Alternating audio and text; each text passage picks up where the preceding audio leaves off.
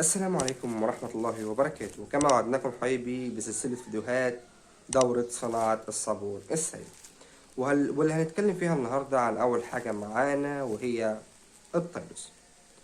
التيلوز بيجي على شكل بودرة شبيهة للدقيق تماما بالمنظر ده، بودرة شبيهة للدقيق تماما. التيلوز من الحاجات اللي بترفع معانا في لزوجة المنتج، اللي بتعمل قوام للمنتج. طبعا احنا بنستخدم خامات بكميات قليلة جدا عشان بنعمل منتجات شعبي في وسط الغلاء اللي احنا فيه ده، فهنا بنحتاج حاجة تعوض معانا قلة الخامات ديت، فهو الحاجة دي هي التيلوز.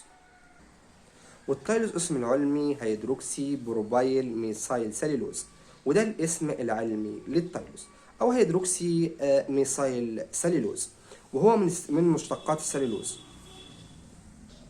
والتيلوز من الحاجات اللي هتدوب معانا بسهولة في وسط حامضي بسيط، وهتتكلكع وتبوظ تماما في وسط قلوي. يعني لو ضفنا في الأول شوية ملح ليمون أو سنة بسيطة من السلفونيك وضفنا وراها التيلوز، هتلاقي التيلوز بيدوب معاك بكل سهولة. ولكن لو وسط قلوي زي الصودا أو أي حاجة قلوية انضافت قبل التيلوز، فبتخلي التيلوز يكلكع يكتل تماما ويبوظ في المنتج.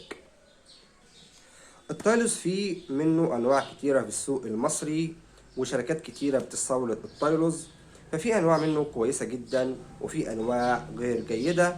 فالنهاردة عشان المستهلك اللي هو المصنع ما يتعبش في إنه يدور كتير على أنواع ويجرب ده ويجرب ده، فاحنا بكل سهولة عشان تجيب تيلوز كويس هنقول لك بعض الأسماء اللي موجودة في السوق المصري اللي بكل سهولة هتجيبها هتظبط إن شاء الله معاك المنتج. والانواع دي هنقول لك عليها بناء عن تجربه خلال سنين، ومش احنا بس، ناس كتيره جربتها خلال سنين، شكرت فيها، وحاجه منتجات بقى لها سنين في السوق المصري، فدي حاجه عن تجربه ان شاء الله. طبعا عندنا انواع كتيره زي تيروز ميراسيل، تيروز بلاك هورس، تيروز فرحه، تيروز مكه. دي كلها انواع مجربه، انواع مجربة هتعمل معاك شغل كويس جدا. دي كلها وحدات الربط بتاعتها يعني معظمها بيبقى 200 ألف وحدة ربط، فبتعمل معاك لزوجة كويسة في المنتج وما بتحلش بكل سهولة. احنا طبعا ما بنعملش دعاية لأي حد، احنا مجرد ان احنا بنقول لكم على الخامات اللي احنا جربناها عشان ما تتعبوش ما تدوروش كتير.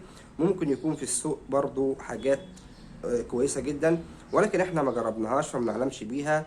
فانتوا برضو لو لقيتوا حاجة نظيفة ممكن تكتبوا لنا تحت في التعليقات. احنا جربنا ده عن تجربة، هو حاجة كويسة. وافضل وقت تحط فيه التايلوس في وقت التصنيع هو اول حاجة على المية مباشرة، قبل ما تحط اي مادة قلوية او اي مادة تانية حمضية. يبقى انت ضامن نفسك ان هتحط على المية مباشرة. انا ممكن احط حمضية خفيفة عشان تدوب معايا بكل سهولة، ولكن انا برتاح ان انا ما احطه على المية مباشرة، ولكن ليه طريقة معينة عشان يدوب معايا بكل سهولة، وده هنشرحه كمان شوية عملي. طب ايه هي نسبة التايلوز اللي هحطها تظبط معايا المنتج؟ نسبة التايلوز لكل لتر 3 جرام لكل لتر هيظبط معاك الدنيا في الشغل الشعبي. طبعا اذا كان المنتج عالي وفي نسبة سلفونيك لا تقل عن 10%، يعني كل 100 كيلو 10 كيلو من حمض السلفونيك، فهنا بتحاول على قد ما تقدر بتقل من التايلوز. يعني مثلا احنا جربناها، يعني ال 170 اللي احنا هنشرح عليهم كمان شوية، بنحط معاهم 300 جرام تايلوز بس على 170. ليه؟ لان احنا حاطين نسبة عالية من السلفونيك.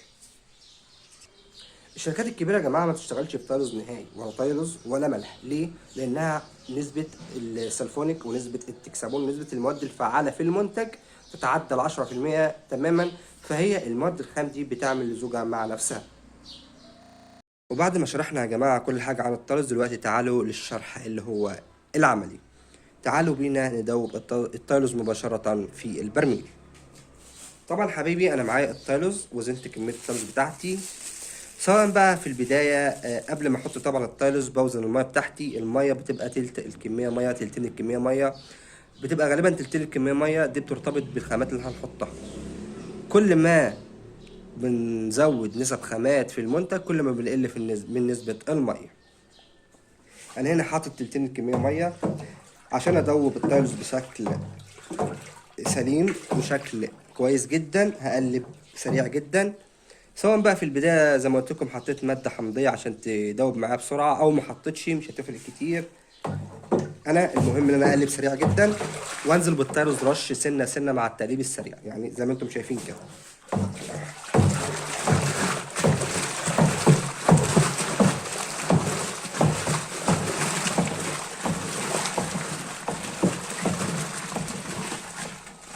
كده يا حبايبي التايروز داب معانا بكل سهولة. هنكمل وندوب التايروز بنفس الطريقة لحد ما نخلص الكمية كلها.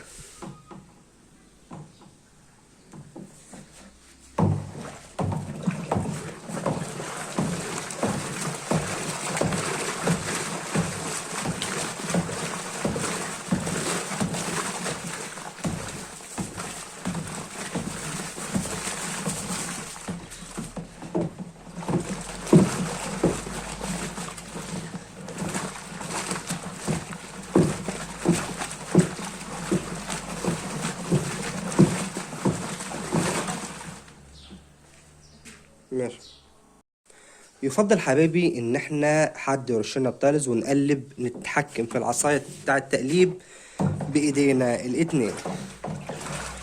وطبعا لو عايز القلابة ديت هسيب لك برضو الفيديو بتاعها، طريقة تصنيعها سهل جدا، هتظبط معاك الشغل، هتلاقي العملية سهلة جدا في التقليب.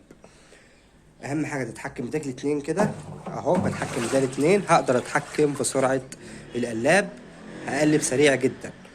ساعتها حد يرش له التايلوز ويبقى الموضوع سهل وبسيط جدا. كده التايلوز عرفنا كل حاجة عنه، عرفنا ازاي بيدوب.